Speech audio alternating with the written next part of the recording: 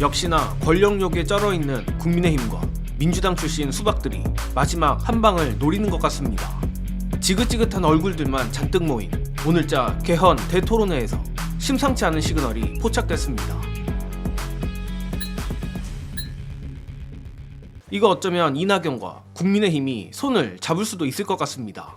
언뜻 보면 별것 아닌 것처럼 보일지 몰라도 이낙연이 오늘 열린 개헌 대토론회에 빨간색 넥타이, 심지어 오세훈보다도 훨씬 시뻘건 넥타이를 메고 등장한 것인데, 아니나 다를까 이번 행사에 참석한 다른 인물들과 비교하면 유독 더 도드라지는 것이 사실입니다. 예컨대 민주당 출신의 동교동계 정대철의 경우 헌정회 회장이란 자리 때문인지 중립적인 흰색과 검정색이 섞인 넥타이를, 김진표 역시 국회의장 출신이라 그런지 중립적인 보라색 넥타이를, 심지어 반명정당 새미래민주당의 전병헌마저 자신의 정당색인 민트색 넥타이를 착용한 데 반해 같은 새미래민주당 소속의 이낙연이 시뻘건 넥타이를 메고 온 것은 이해하기 힘든 부분입니다.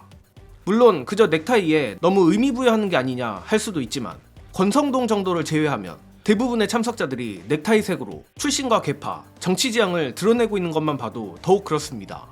또한 아무리 망가졌다 해도 국무총리직이나 지낸 이낙연이 정치권에서 넥타이가 어떤 의미를 지니는지 모를 리 없을 텐데, 그런 탓인지 벌써부터 일부 커뮤니티에서는 이낙연이 국민의힘에 입당하는 것은 아닌지, 또는 국힘의 최종 대선 후보가 되는 건 아닌지 등 다양한 해석이 나오는 상황입니다. 다만 순전히 정예능의 뇌피셜이긴 하지만 제가 예상하기에 가장 유력한 시나리오는 이낙연을 비롯한 수박 세력과 국민의힘이 겉으로는 이른바 개헌연대라 하며 사실상 반명연대나 다름없는 야합을 하는 것입니다. 특히 이런 식의 야합은 이낙연 및 수박들을 비롯해 국민의힘 입장에서도 나쁠 게 없다고 판단할 수 있는데, 제가 생각하기에 두 가지 이유가 있다고 봅니다. 첫째, 극우정당 국민의힘이 이른바 연대 형식을 통해 한 발 물러남으로써 내란 정당이란 이미지를 조금이나마 희석시킬 수 있고, 자기들 딴에는 구도의 판을 새로 짠다고 착각할 수 있습니다. 둘째, 사실상 정의당과 자웅을 겨룰 정도의 허접한 당이 돼버린 새미래 수박당으로서도 어쨌든 100석 이상의 의석을 가진 국민의힘과 비슷한 취급을 받으면 향후 정치 행보에 있어 나쁠 게 전혀 없습니다. 게다가 재수만 좋다면 이낙연이 개헌연대라 쓰고 반명연대라 읽는 이 기괴한 집단에서 대선 후보까지 오를 수도 있는 겁니다.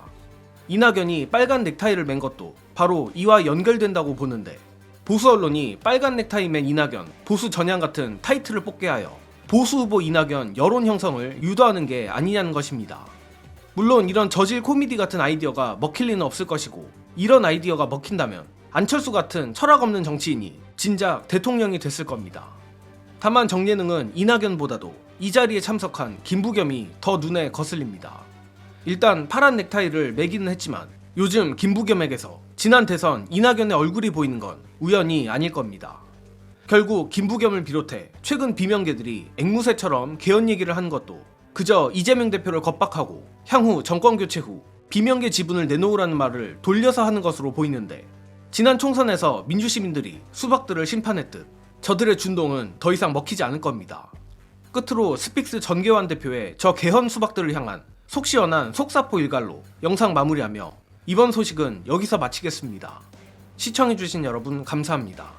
지금 이제 개헌을 주장하고 있는 소위 말하는 원로 정치인들, 야당 성향의 원로 정치인들요, 모여가지고 국가 통합 어떻게 할 건지, 보복 없는 국가 통합 어떻게 할 건지 기준과 관점을 명확하게 정해놓고, 자, 이런 거 하자. 두 번째, 국가를 살리겠다는 비전과 전략이 불투명하다 또는 정확하지 않으니 어떤 핵심적인 아젠다로 할 건지 미리 당신 좀 얘기를 해달라. 남북 문제, 그 다음에 한중 관계, 한미 관계, 한일 관계 어떻게 풀 것인지 좀 이야기해봐라 라고 하면서 최소한 어떤 주제를 미래지향적으로 방향을 정해놓고 질문을 하고, 그 질문에 대한 답을 받으면서 그런데 우리가 개헌도 해야 되는 거 아니냐, 개헌을 하기 위해서는 어떻게, 그런데 거기서 모여가지고 개헌 2달 만에 다 된다, 이제 한 사람만 찬성하면 된다, 이런 식으로 계산하면서 할 이유 없다. 두 번째, 비명 후보들이 지금 나와서 이제 전쟁을 하거나 경쟁을 할 거 아니에요. 이분들도 똑같이 과거에 너가 통합주의자였나 통합주의 아니었느냐에 대한 논쟁 논란하지 말고, 어떻게 본인이 가지고 있는 정책과 이재명의 정책이 차이가 나는지, 우리는 더 선명한 진보로 가겠다, 더 선명한 정책으로 가겠다, 선명한 나라를 만들겠다라는 걸 가지고 논쟁을 좀 해주면 좋겠는데, 아직은 그런 후보가 보이지 않고 이재명 어떻게 하면 유죄 판결 받아서 대선 후보 안 되면 내가 거기에 설 끼워볼까 말까 이렇게 하고 있으면 당신과 민심을 어떻게 얻느냐고요.